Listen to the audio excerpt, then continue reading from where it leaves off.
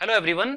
तो बच्चों आज मैं आपको पढ़ाने जा रहा हूं decomposition of price effect into substitution effect and income effect. ये इकोनॉमिक्स का और माइक्रो इकोनॉमिक्स का वो टॉपिक है जो बच्चों को बहुत ज्यादा कॉम्प्लेक्स लगता है। ये वीडियो और ये टॉपिक किसके लिए काम आएगा? अगर आप अंडर ग्रेजुएट स्टूडेंट हैं और आपके पास माइक्रो इकोनॉमिक्स नाम का सब्जेक्ट है तो आपके किसी ना किसी पार्ट में ये टॉपिक जरूर मिलेगा। इनफैक्ट अगर आप किसी भी कॉम्पिटिटिव एग्जाम की तैयारी कर रहे हैं और उसमें अगर आप इकोनॉमिक्स से कंसर्न रखते हैं या इकोनॉमिक्स उसमें आती है, be that UPSC, IES optional, तो वहां पे भी ये टॉपिक बड़ा काम आएगा। और होता क्या है, ये वो टॉपिक है जो बच्चों को ना बड़ा कॉम्प्लेक्स लगता है और बच्चा मोर और लेस इसको छोड़ देता है। मैं कोशिश करूंगा आपको इसको बहुत ज्यादा सिंप्लीफाई करके समझाने की। बच्चों आपने सीनियर सेकेंडरी क्लासेस में एक टॉपिक पढ़ा होगा जिसका नाम था लॉ ऑफ डिमांड।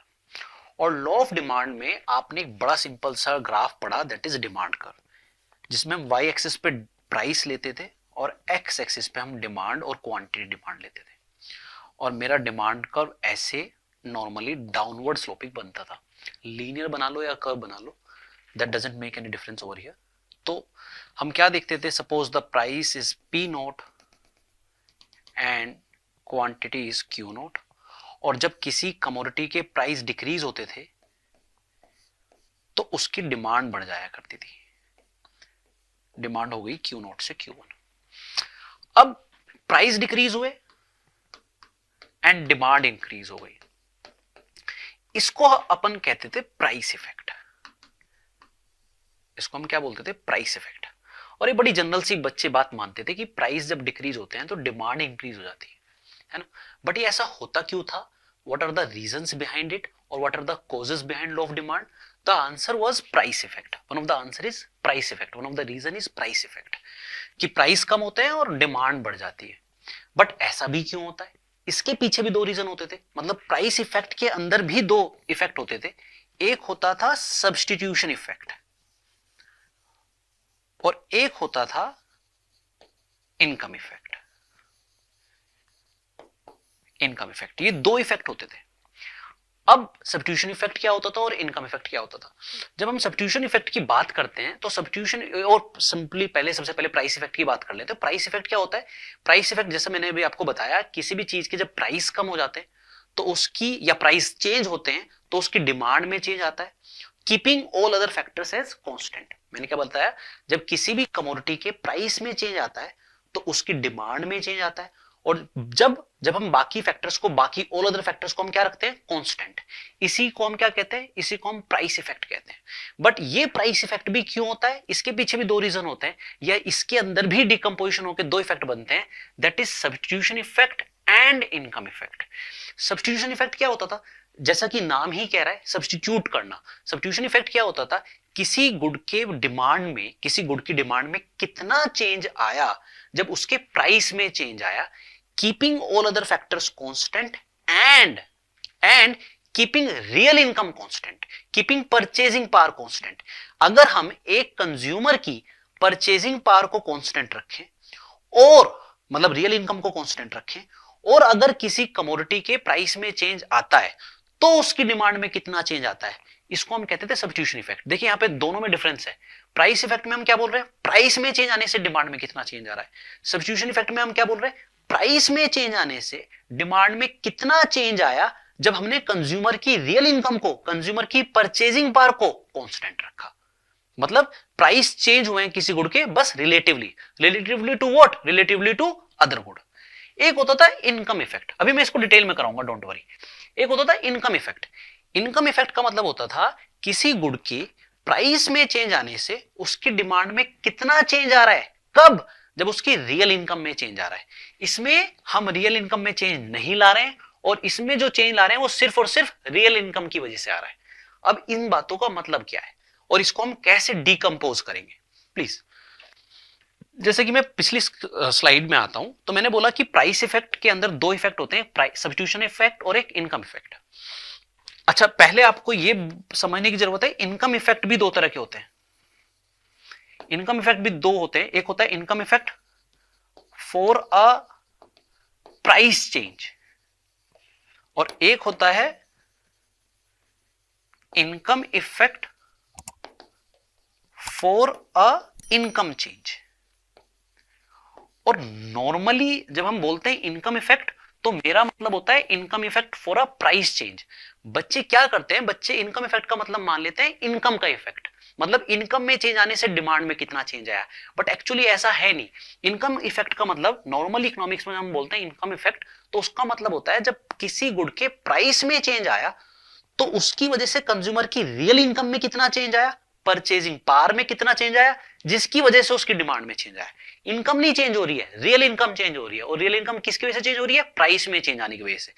प्राइस में चेंज आता है, रियल इनकम में चेंज आता है, रियल इनकम में चेंज आता है तो डिमांड में चेंज आता है, जिसको हम बोलते हैं इनकम इफेक्ट या income effect for a price change. Normally ये नहीं लिखा होता है फॉर अ प्राइस चेंज और फॉर अ इनकम चेंज। तो इनकम इफेक्ट का मतलब नॉर्मली क्या होता है, income effect for a price change. अब ठीक है, तो एक बार दोबारा से देखते हैं। तो प्राइस इफेक्ट मतलब substitution effect and plus income effect. Substitution effect का मतलब क्या बताया मैंने, सब्स्टिट्यूशन इफेक्ट का मतलब बताया कि किसी गुड के प्राइस में चेंज आता है तो वो गुड रिलेटिवली दूसरे गुड के मुकाबले उसके प्राइसेस अलग हो जाते हैं, चेंज हो जाते हैं, तो उसकी डिमांड में चेंज आता है। जैसे supposingly there are two goods, एक कंज्यूमर दो गुड बाय कर रहा है, एक एक्स एंड एक वाई।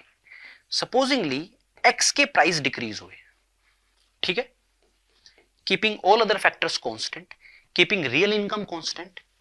जब एक्स के प्राइस डिक्रीज हुए so commodity X become relatively cheaper. जब एक्स के प्राइस डिक्रीज होते हैं तो एक्स कमोडिटी या commodity X will become relatively cheaper to all other commodity से वाई और हियर। सो एक कमोडिटी है एक्स, जब उसके प्राइस डिक्रीज हुए तो वो कमोडिटी बाकी सभी कमोडिटी के मुकाबले, जैसे कि यहां पे वाई है, उनके मुकाबले वो सस्ती हो गई। तो कंज्यूमर क्या करेगा, कंज्यूमर एक्स की डिमांड बढ़ा देगा। तो जब प्राइस एक्स के डिक्रीज हुए, एक्स की डिमांड क्या हो गई, इंक्रीज हो गई। This is a negative relation.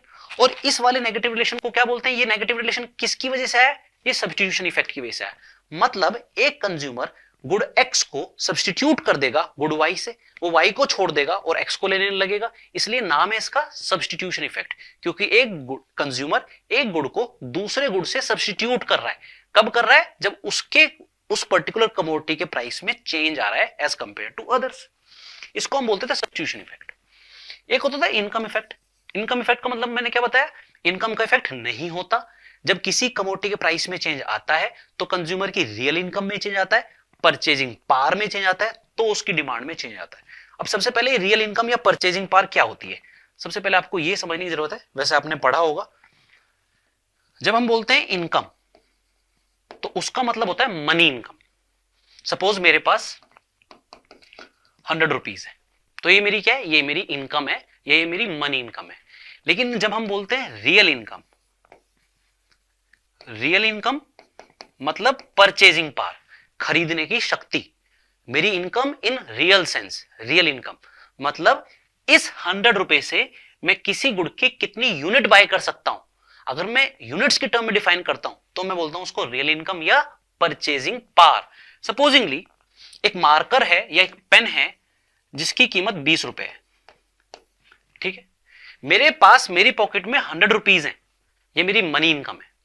लेकिन मैं इस 100 रुपीज से 20 रुपए वाले पेन 5 यूनिट बाय कर सकता हूं या 5 बाय कर सकता हूं, ये मेरी रियल इनकम है।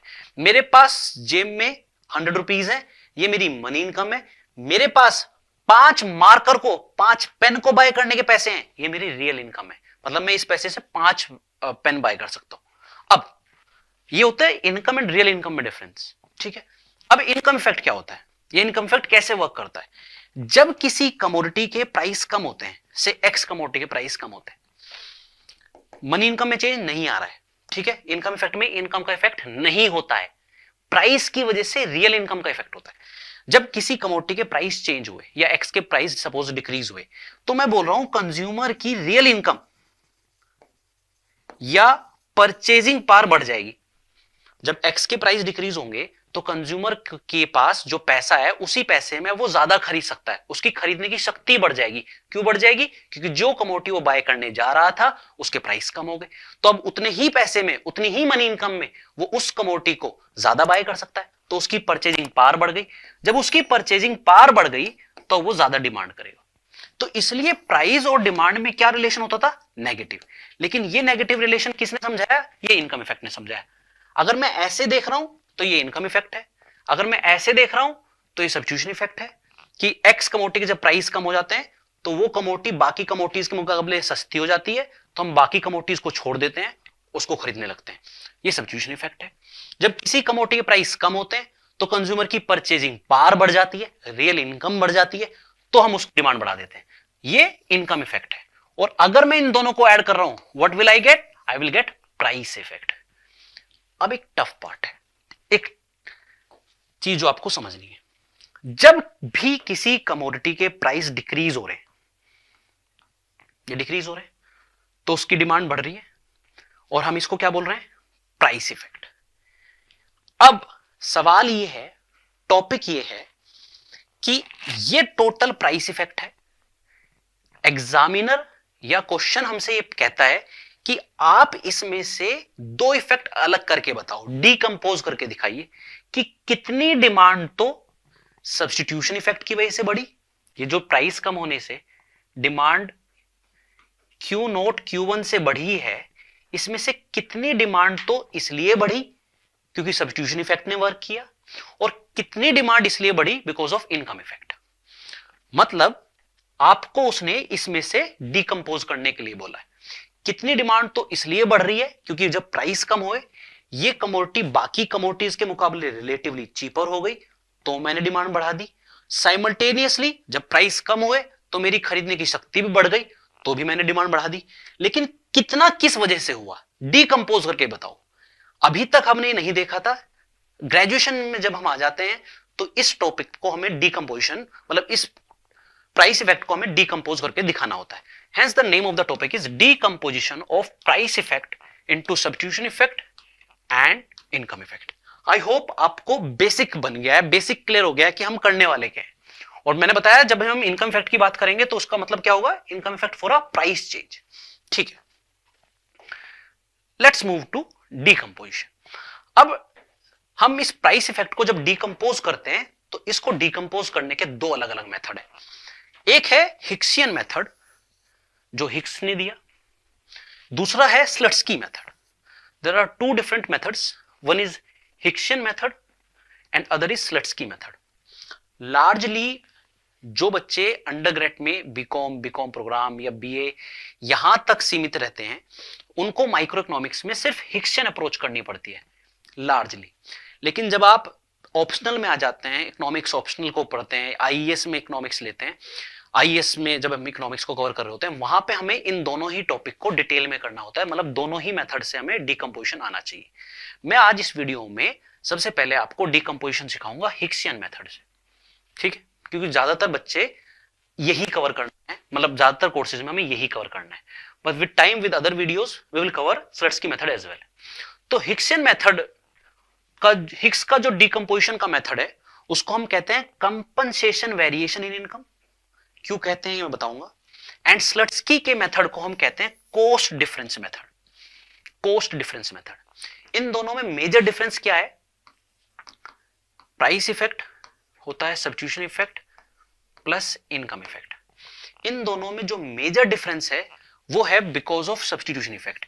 इन दोनों ने सब्स्टिट्यूशन इफेक्ट को डिकंपोज किया है अलग अलग तरीके से। हिक्स ने अलग तरीके से किया और स्लट्सकी ने अलग तरीके से किया। हिक्स के मेथड को हम क्या बोल रहे हैं? Compensation variation in income. And Slutsky के मेथड को कह रहे हैं हम cost difference method.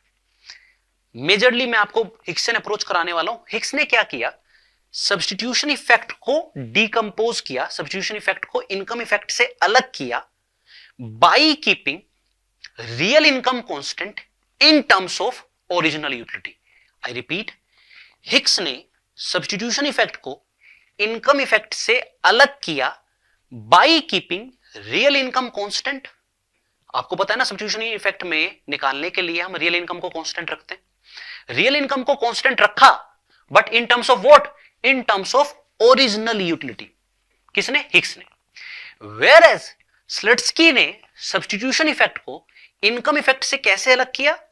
Substitution effect को हिक्स स्लट्सकी इनकम इफेक्ट से कैसे अलग कर रहे हैं? वो रियल इनकम को कांस्टेंट रख रहे हैं in terms of original bundle. I repeat, Hicks substitution effect को इनकम इफेक्ट से अलग करते हैं by keeping real income constant in terms of original utility, original satisfaction, and Slutsky substitution effect को इनकम इफेक्ट से कैसे डिकंपोज कर रहे हैं, कैसे अलग कर रहे हैं? ही considered or he kept real income constant to get substitution effect in terms of original bundle। अब देखते हैं कैसे। सबसे पहले मैं हिक्स अप्रोच से कराता हूं।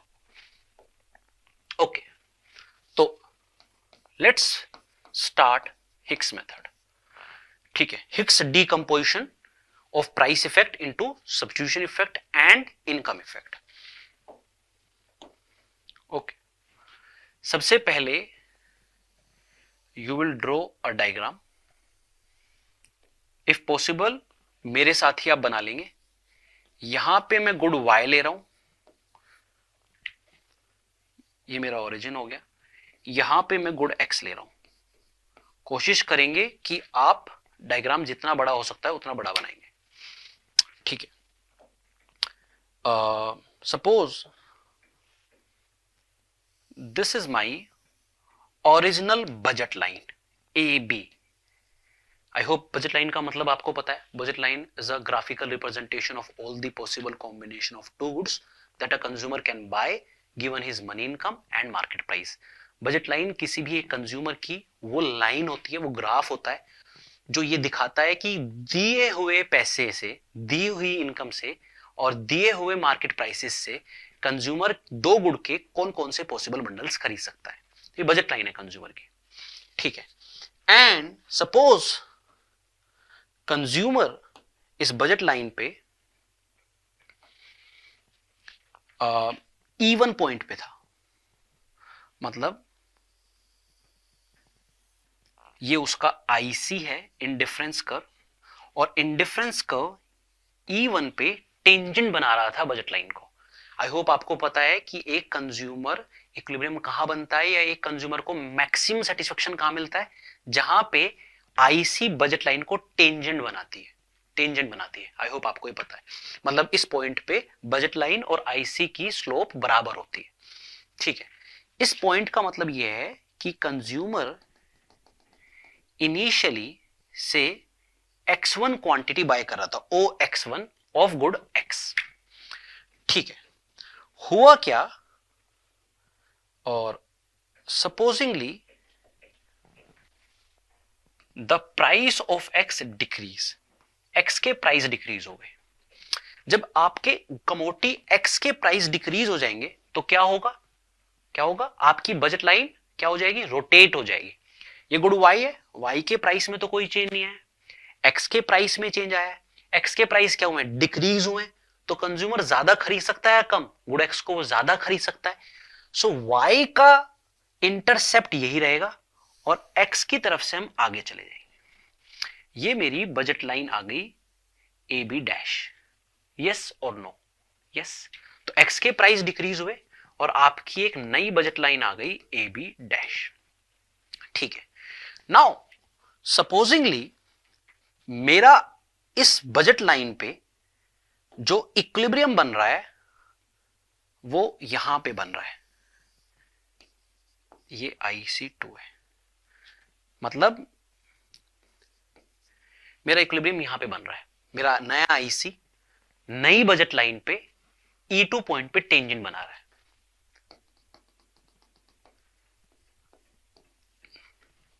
ठीक है, ये ओवरऑल मेरा प्राइस इफेक्ट है।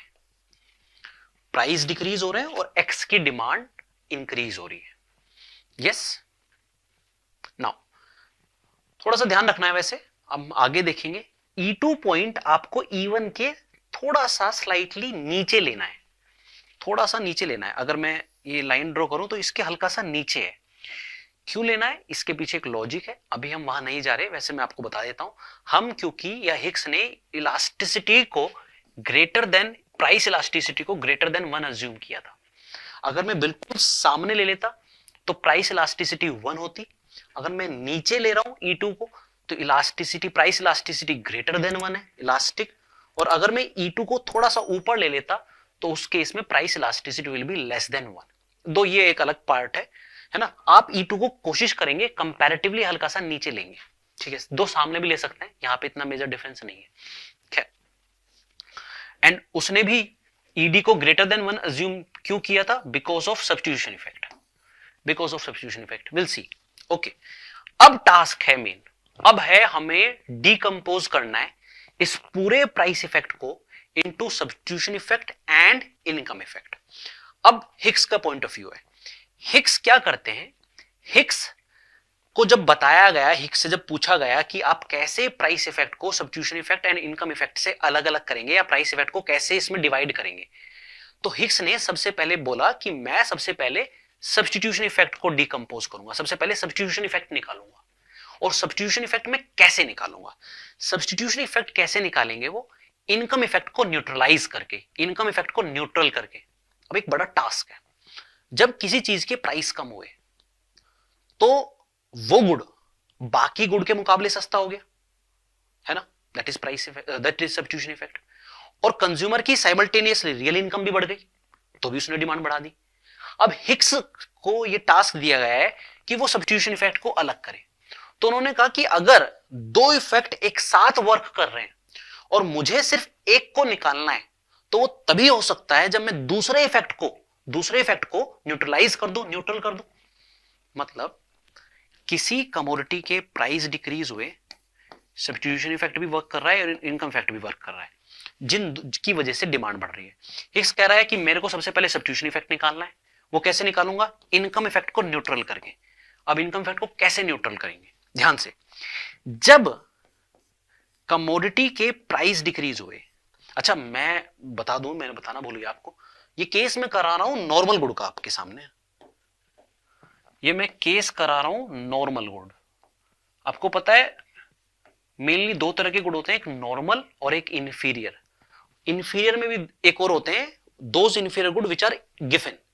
तो बेसिकली तीन तरह के गुड होते हैं, नॉर्मल, इन्फीरियर एंड गिवन। मैं ये केस करा रहा हूं नॉर्मल गुड का, और नॉर्मल गुड में प्राइस के साथ नेगेटिव रिलेशन होता है, मतलब प्राइस डिक्रीज होते हैं तो डिमांड इंक्रीज होती है और प्राइस इंक्रीज होते हैं तो डिमांड डिक्रीज होती है। वेरेज इनकम के साथ पॉजिटिव रिलेशन होता है, मतलब इनकम बढ़ती है तो डिमांड बढ़ती है और इनकम कम होती है तो डिमांड कम होती है। इनकम का मतलब यहां पे इनकम है ना, वो इनकम इफेक्ट नहीं, इनकम। तो normal good are those good which have negative relation with the price and positive relation with the income. अब वापस आ जाइए, जब किसी गुड के प्राइस कम हुए तो मुझे सबसे पहले सब्स्टिट्यूशन इफेक्ट निकालना है इनकम इफेक्ट को न्यूट्रल करके, लेकिन इनकम इफेक्ट तो हो गया होगा ना, कैसे न्यूट्रल करेंगे सर, कैसे हो गया होगा यार, जब किसी गुड के प्राइस कम हुए होंगे तो कंज्यूमर की परचेजिंग पावर बढ़ गई होगी, मतलब उसकी रियल इनकम बढ़ गई होगी। कैसे बढ़ गई होगी, रियल इनकम होती है, जैसे मैं आपको निकाल के दिखाया था 100/20 तो 5 आया था, जब उसके पास 100 रुपीज थे और 20 रुपीज का मार्कर था या पेन था तो 5 मार्कर खरीद सकता था। तो रियल इनकम कैसे निकालते हैं, मनी इनकम अपॉन में प्राइस। तो जब किसी कमोडिटी के प्राइस कम हुए तो कंज्यूमर की रियल इनकम बढ़ गई, और अगर उसकी रियल इनकम बढ़ गई तो वो डिमांड बढ़ा देगा।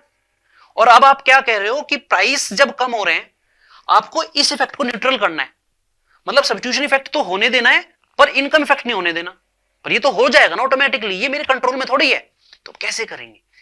हिक्स ने क्या किया, सब्स्टिट्यूशन इफेक्ट निकाला, इनकम इफेक्ट को न्यूट्रलाइज किया। कैसे किया, उसने इस रियल इनकम को कांस्टेंट कर दिया। मैंने बोला था ना सब्स्टिट्यूशन इफेक्ट हिक्स कैसे निकालते हैं, by keeping real income constant, और रियल इनकम को भी ये कांस्टेंट करेंगे इन टर्म्स ऑफ ओरिजिनल यूटिलिटी, ये बहुत इंपॉर्टेंट बात है।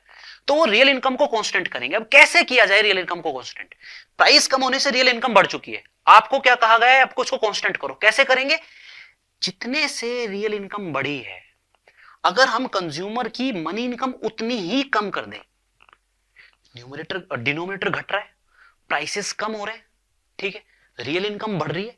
अगर हम कंज्यूमर से किसी तरीके से मनी इनकम ले लें, किसी तरीके से मनी इनकम ले लें और इस मैनर में ले लें कि उसकी रियल इनकम क्या हो जाए, कांस्टेंट, तो इनकम इफेक्ट न्यूट्रलाइज हो जाएगा।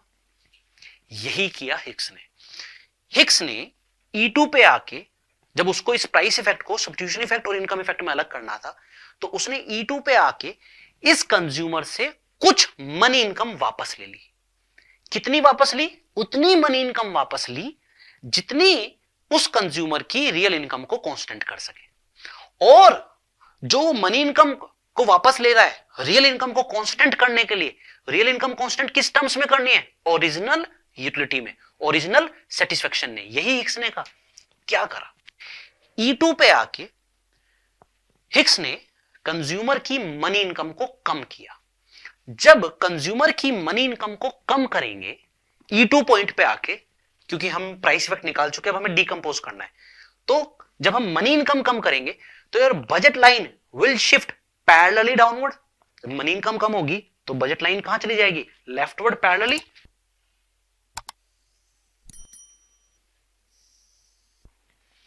ये मेरी नई बजट लाइन आ गई CD। अब मैंने आपको ये क्यों बोला, बड़े ध्यान से आपको शिफ्ट करना है।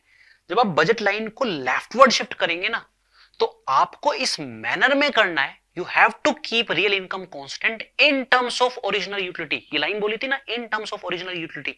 आपको मनी इनकम को कम करना है, लेकिन कंज्यूमर को वो ओरिजिनल यूटिलिटी लौटानी है, वो ओरिजिनल सेटिस्फेक्शन लौटाना है। और अगर ऐसा करना है तो कंज्यूमर को सेम IC पे लेके आना पड़ेगा, दैट इज IC1, ये येलो वाला IC, इस पे लेके आना पड़ेगा, तभी तो ओरिजिनल यूटिलिटी मिलेगी। So you are decreasing money income to keep real income constant in terms of original utility, original satisfaction, that is to get him same satisfaction.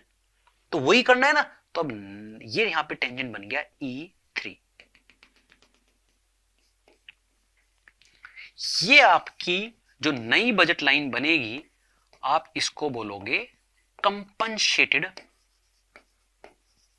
Budget line. और आपकी इनकम में जो वेरिएशन आया, आपकी income में जो variation आया, ये जो वेरिएशन आया AC का, इसको हम बोलते हैं compensating variation in income. Sir ये करने से क्या हुआ? ये करने से ये हुआ बच्चे, अब जो ये E1 और E3 के बीच का गैप है, ये जो X1 और X3 के बीच का गैप है, ये आपका सब्स्टिट्यूशन इफेक्ट है। ये E1 और E3 के बीच का जो ये गैप है, ये आपका सब्स्टिट्यूशन इफेक्ट है। क्या मतलब बताया था मैंने सब्स्टिट्यूशन इफेक्ट का? जब प्राइस चेंज हो, कंज्यूमर की डिमांड में चेंज आए, keeping real income in terms of original utility constant. तो देखिए आपकी मनी इनकम में चेंज नहीं आ रहा है, आपकी मनी इनकम में भी चेंज आ रहा है, तो रियल इनकम में चेंज नहीं आ रहा है। आप सेम ओरिजिनल यूटिलिटी पे हैं, सेम IC पे। हमेशा याद रखना, सब्स्टिट्यूशन इफेक्ट जो मिलता है वो सेम IC पे मिलता है। आप जब ये डिकंपोज करेंगे, जब आप मनी इनकम को घटाएंगे और आपको जो ये E3 पॉइंट मिलेगा, तो E1 और E3 जो ये होगा ना, ये आपका सब्स्टिट्यूशन इफेक्ट होगा। सर मेरे को सब्स्टिट्यूशन इफेक्ट मिल चुका है, अब वापस से इनकम इफेक्ट कैसे निकलेगा? चलो सब्स्टिट्यूशन इफेक्ट आपने निकाल लिया बच्चों, एक बार सब्स्टिट्यूशन इफेक्ट निकाल चुके हैं, अब वापस से इनकम इफेक्ट निकाल लो। आपने इनकम इफेक्ट को कैसे न्यूट्रलाइज किया था? सर हमने कंज्यूमर की मनी इनकम को कम कर दिया था, इस मैनर में कम किया था कि उसकी रियल इनकम कांस्टेंट हो जाए इन टर्म्स ऑफ ओरिजिनल यूटिलिटी, यही किया था। तो बस यही काम दोबारा कर दो। अब आपको इनकम इफेक्ट निकालना है, तो कंज्यूमर की जो इनकम आपने डिक्रीज की थी उसको वापस उसको लौटा दो। मतलब E3 पॉइंट पे आके कंज्यूमर की इनकम को वापस इंक्रीज कर दो।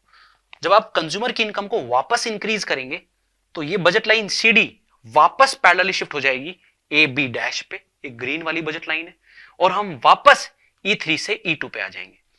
कैसे आ जाएंगे E3 पे E2 से? E3 से E2 पे क्यों आएंगे? क्योंकि जब आप उसकी इनकम बढ़ाएंगे तो उसकी डिमांड बढ़ेगी। E2 टू E3, ये देखिए सिमिलरली जब आपने E3 पे आके उसकी इनकम कम की थी तो उसने अपनी डिमांड भी कम कर दी थी। ये देखिए X2 to X3, तो ये आपका इनकम इफेक्ट है, ये आपका सब्स्टिट्यूशन इफेक्ट है, ये आपका इनकम इफेक्ट है। इन दोनों को आप ऐड करेंगे तो ये आपका निकल गया price effect. You have successfully decompose your price effect into substitution effect and income effect. Yes और नो। एक बच्चे गलती करते हैं, 2-3 चीजें जो बीइंग एग्जामिनर हम देखते हैं तो बच्चे 1-2 गलती कर देते हैं। बच्चे जब ये सब्स्टिट्यूशन इफेक्ट लिखते हैं या इनकम इफेक्ट लिखते हैं तो वो दोनों तरफ एरो लगा देते हैं।